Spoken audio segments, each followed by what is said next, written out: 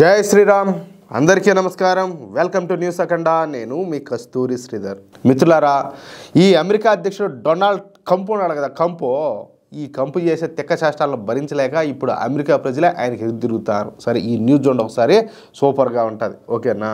ప్రస్తుతం జరుగుతున్నటువంటి పరిస్థితులు చూస్తూ ఉంటే ఈ డొనాల్డ్ ట్రంప్ మధ్యలోనే రాజీనామా చేసి దిగిపోవాల్సి వచ్చేటట్టు కనపడుతుంది.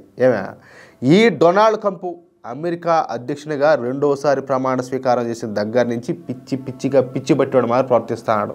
మొదటగా ఈ చైనా, కెనడా, మెక్సికో దేశాల మీద ఈ పన్నులను అయితే విధించాడు. ఆ తర్వాత ప్రపంచంలోని అన్ని దేశాలపైన కూడా పెద్ద ఎత్తున పన్నులన్నీ కూడా విధించాడు. మళ్ళీ ఏం చేశాడు? ఆ తర్వాత రోజునే ఆ పన్నులన్నింటినీ కూడా 90 రోజుల పాటు వాయిదా వేశాడు. దీంతో ప్రపంచ స్టాక్ మార్కెట్లన్నీ కూడా అతలాకుతలం అయిపోయినాయి. ఇది తెలివి ఉంటే కదా ఒకరవన్న ఏం చేస్తున్నాడో ఏందో ఆయనకన్నా అర్థం అవుతుందో లేదో నాకైతే అర్థం కావట్లే. ఇప్పుడిప్పుడే కోలుకుంటున్నటువంటి ప్రపంచ దేశాల ఆర్థిక వ్యవస్థలో మళ్ళీ తలకిందులు అయిపోయినాయి. ఇక తాను అధ్యక్షుడిగా బాధ్యతలను స్వీకరించిన తర్వాత 10 రోజుల్లో ఉక్రెయిన్కు రష్యాకు మధ్యన యుద్ధం ఆపేస్తానని చెప్పి శపథం చేసి ఏదో మంగళ శపథం మాదిరిగా అమెరికా అధ్యక్ష ఎన్నికల్లో గెలిచాడు. కానీ ట్రంప్ అధ్యక్షుడే ఇప్పటికీ 7 నెలలు కావాల్సి వస్తుంది. ఏది నెల 2 నెలలు కూడా కాదు. ఇప్పటికి కూడా ఈ ఉక్రెయిన్ యుద్ధం అయితే ఆపలేకపోయినాడు. పైగా ఈ యుద్ధం ఇప్పుడు మరింత తీవ్ర రూపం దాల్చింది. దీని మూలంగా ప్రపంచంలో ముడి చమురు ధరలు పెరుగుతూ ఉన్నాయి, గ్యాస్ ధరలు పెరుగుతున్నాయి, బంగారం ధరలు పెరుగుతున్నాయి, అమెరికన్ డాలర్ విలువ కూడా పెరుగుతుంది. ఇవన్నీ పెరగడంతో ప్రపంచ దేశాలలో నిత్యావసరాల ధరలు ఆకాశాన్ని అంటుతున్నాయి. ఒక్క మన భారతదేశంలో తప్పించి. ప్రతి ఒక్కరు కావాలంటూ గుర్తించండి, గమనించండి. అందుకు కారణం వచ్చేసి మన మోడీ ప్రభుత్వం రష్యా నుంచి ముడి చమురును చౌకగా కొనుగోలు చేయడం ఒకటైతే, వీలైనంత వరకు సాధ్యమైనంత వరకు ప్రపంచ వాణిజ్యాన్ని రూపాయల్లో చేయడం మరొక కారణం అన్నమాట. మోడీ గారు ఈ విషయంలో చాలా తెలివిగా, చాలా ముందు చూపుతో వ్యవహరిస్తున్నారు. దీంతో ఇప్పుడు భారత్ రష్యా నుంచి ఈ చమురు కొనుగోలు చేస్తుందన్న సాకు చూపించి భారత్ మీద 50% పన్నులు విధించాడు కదా ఎవరు? ఈ డొనాల్డ్ ట్రంప్. దీంతో అమెరికాలో నిత్యావసర వస్తువుల ధరలు పెరిగిపోతున్నాయి. ఒక్క అమెరికన్ సగటున ₹1,00,000 ఖర్చు చేస్తూ ఉంటే అది ఇప్పుడు 1.5 లక్షలకు చేరుకుంటుంది. అంతే కదా? ఇప్పుడు సపోజు నేను మీ ఊరికి రావాలనుకోండి, మామూలుగా ఒక ₹1000 అవుతుంది అనుకుందాం ఏ ఛార్జీ. ఈ బస్సు టికెట్లు పెంచేసి ఏమవుతుంది?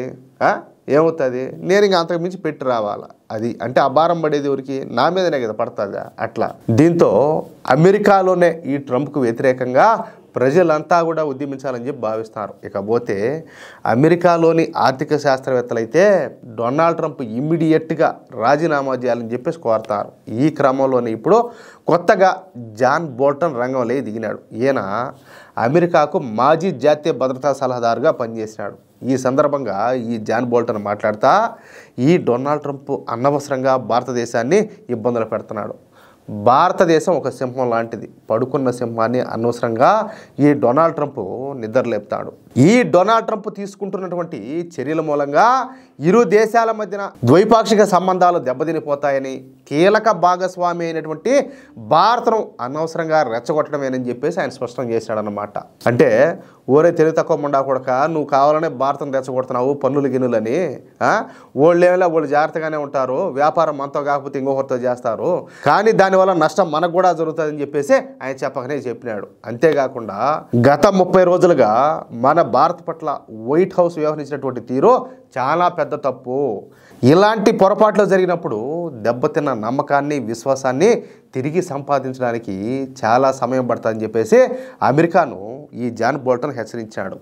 రష్యా నుంచి చైనా కూడా చమురు కొనుగోలు చేస్తూ ఉన్నప్పటికీ కూడా వాళ్లపైన ఎలాంటి చర్యలు తీసుకోకుండా కేవలం భారతం లక్ష్యంగా చేసుకోవడం అనుకున్నటువంటి ఉద్దేశాన్ని ఆయన క్వశ్చన్ చేశాడనమాట. అంటే కేవలం అకారణంగా భారత్ను ఇరుకుని పెట్టేదానికి ఇదంతా కూడా ప్రయత్నాలు జరుగుతున్నాయని చెప్పేసి ఆయన ఉద్దేశం. ఈ సందర్భంగా ఈ పాకిస్తాన్ విషయాన్ని కూడా ఆయన ప్రస్తావిస్తా వ్యంగ్యాస్త్రాలు సంధించాడు. ఇటీవల భారత్ పాకిస్తాన్ ఉద్రిక్తతల సమయంలో ట్రంప్ జోక్యం చేసుకున్నందుకు గాను 2026 నోబెల్ శాంతి బహుమతికి ఆయన పేరును సిఫార్సు చేస్తామని చెప్పేసి పాకిస్తాన్ ప్రకటించిన విషయాన్ని గుర్తు చేశాడు అన్నమాట.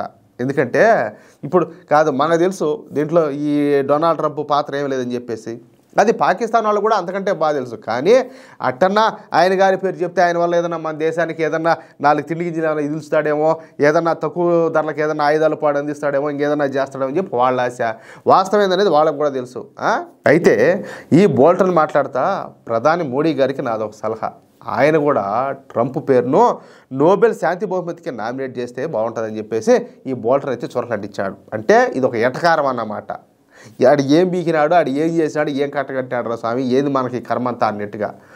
భారత్ కొన్ని రోజులు ఓపిక పడితే చాలు, త్వరలోనే డొనాల్డ్ ట్రంప్ ఇంటికి పోవడం ఖాయం అని చెప్పేసి ఈ జాన్ బోల్టన్ డొనాల్డ్ ట్రంప్ను ఉద్దేశించి పరోక్షంగా వార్నింగ్ ఇవ్వడం గమనార్హం అన్నమాట. ఇక ఏం జరుగుతుంది అనేది కాలమే నిర్ణయిస్తుంది. కానీ ఒక మాట మాత్రం వాస్తవం, అమెరికాలో కూడా చాలామంది అమెరికాలో ఇప్పటికే ఈ ట్రంప్ చేస్తున్నటువంటి ఈ పనికిమాలిన రాజకీయాలు చూసి విరక్తి చెందుతారు. మాలు కూడా కాదు, అసహించుకుంటారు. ఓరే స్వామి, కరం బట్టి ఈ గెలిపించుకున్నాం కదరా మనము, ఈడేదో వచ్చి పిక్కట్లు కడతాడు అనుకుంటే ఈడేది కాదు, ఇంట్లో ఉన్న వాళ్ళు తీసుకుపోయి రోడ్డు మీద చేస్తాడే, మన ఊరికి మన జీవితాలు నాశనం చేస్తాడని చెప్పేసి వాళ్ళు బాధపడిపోతారు. చూద్దాం ఇంకా ఏం జరుగుతుందో. మొత్తానికైతే ఈయన గారు రెండోసారి అమెరికా అధ్యక్షుడైందే అమెరికాను బాగుపరిచేదానికి కాదు, వాళ్ళని సర్వనాశనం చేసేదానికి నెట్టున్నది ఏం చేసేటటువంటి పని ఆ తీరు చూస్తూ ఉంటే. మిత్రులారా, ఈ న్యూస్ కనుక మీకు నచ్చినట్లయితే ఖచ్చితంగా ఈ న్యూస్ నలుగురికి షేర్ చేయండి. అలాగే ప్రతి ఒక్కరు కూడా ఈ న్యూస్కు సంబంధించి మీ యొక్క అమూల్యమైనటువంటి అభిప్రాయాలను ఖచ్చితంగా కామెంట్ రూపంలో తెలియజేయండి. ఇంకో విషయం ఏంటంటే, ఇంతవరకు మీరు కనుక మన ఛానల్ను సబ్స్క్రైబ్ చేసుకున్నట్లయితే ప్రతి ఒక్కరు కూడా మన ఛానల్ను సబ్స్క్రైబ్ చేసుకోండి, సపోర్ట్ చేయండి ప్లీజ్. జై శ్రీరామ్, జై హింద్.